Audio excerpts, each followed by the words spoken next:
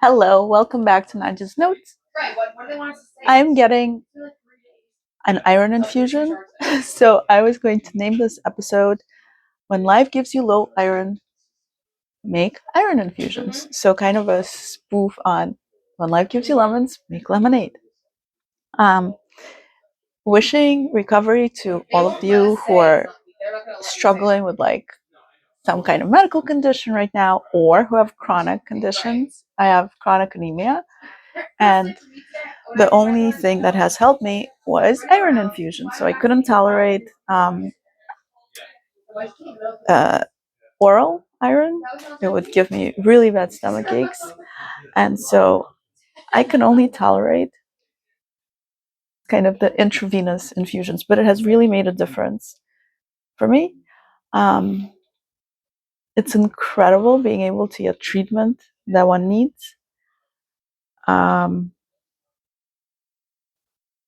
feel healthier and better and more prepared for life, and just kind of gives one a chance to enjoy life actually, versus thriving versus surviving.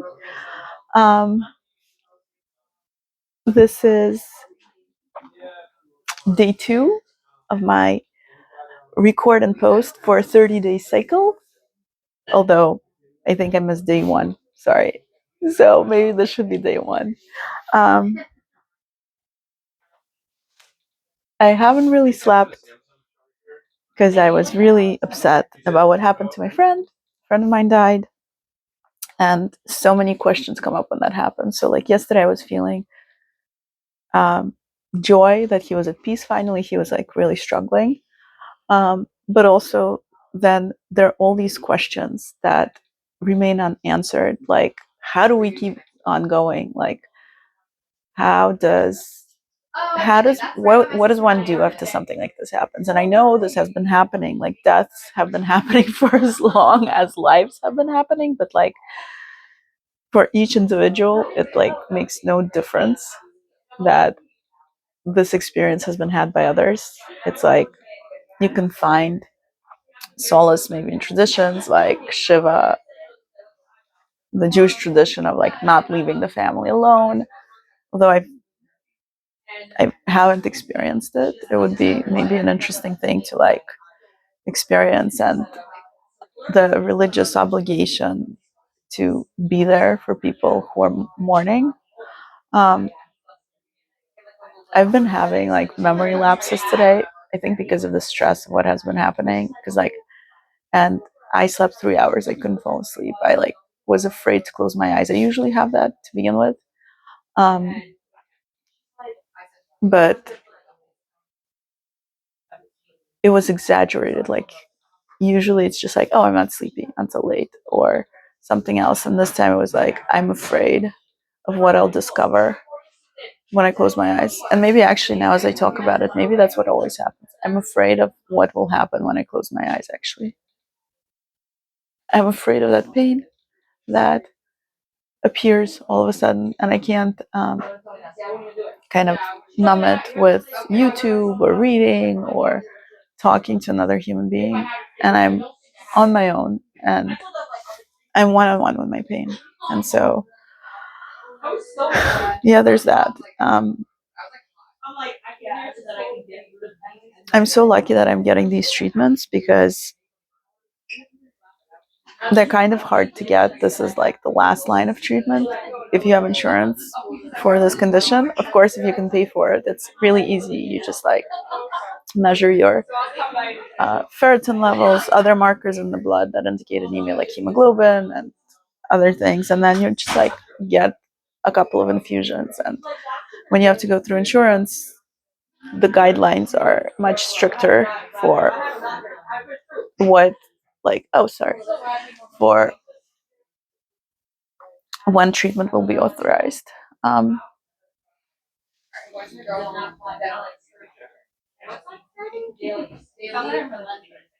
a really good friend of mine says that we should live each day really fully, to the full, talk to people, um, do things, just have a full experience, because every day is a gift. And I agree. Not to say that I'm always able to follow that. That's my own fault. You're looking better. Oh, I'm good. Yeah, definitely. Oh, awesome. Yeah. I'm glad. So they're checking me for like making sure that I don't have an allergic reaction to the iron that they were giving me, and I don't. I'm so lucky. Because then they'd have to like stick more needles into me probably to stop it. I I don't know how to make a commitment to like living a full life because I'm afraid that the moment this feeling of like, oh wow, a friend lost his life, so like, how do I live mine? Because all of a sudden you're really faced with the finality of it. So I don't know. I don't know if this will persist. Um, I don't know if this is useful for anyone. It's useful for me. Maybe that's good enough. Like, maybe that's good enough. Like, we're all having individual collective experiences or collective individual experiences. And the meandering between one and the other, right? Like, how am I doing? How are my people doing? How are my people doing? How am I doing? How am I doing with my people? Yeah. The balance, the constant balance. The constant balance between the two, right? Guys, I love you, but I gotta go. All my friends, I love you. I cherish you. I treasure you. I value you. I am so fallible. Experience so many emotions. Um, life is so complex, especially in terms of like complex, especially in terms of like human relationships. Like I was just thinking today, I don't know anything. I literally have no idea. We're all having like our own experiences and reactions and internal lives, and like we bump into each other.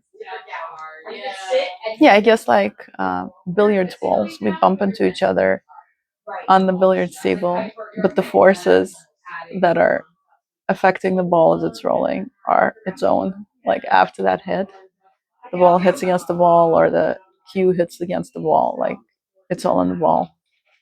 But the ball can't roll if there's no cue and there's no other ball. Um, there's nothing if we're not all connected and interacting with each other and loving on each other.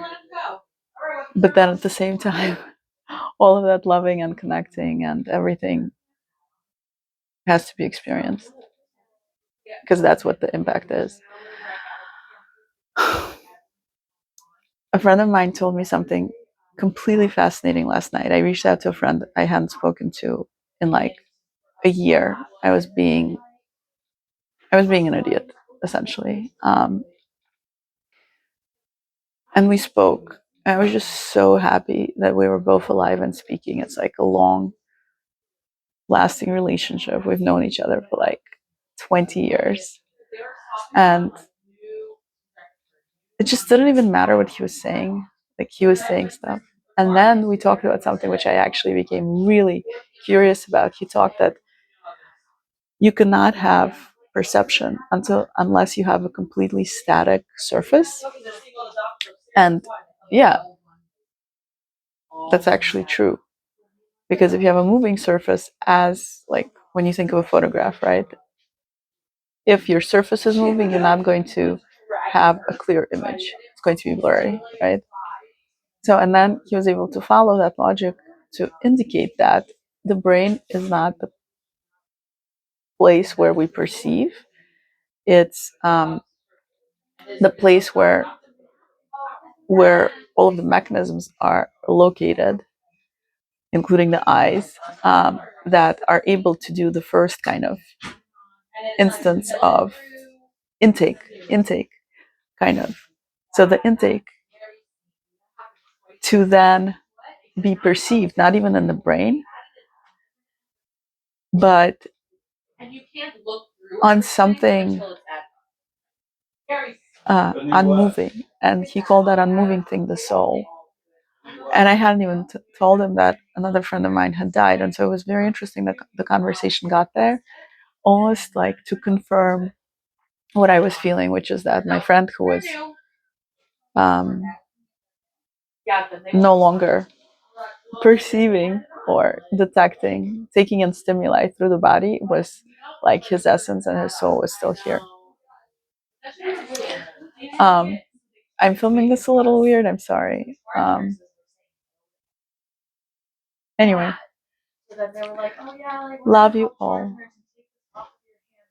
Like, as in feel like good feelings, but also love is willing the good of another. So let's ask each other, let's all ask each other the question today: how can I help you today?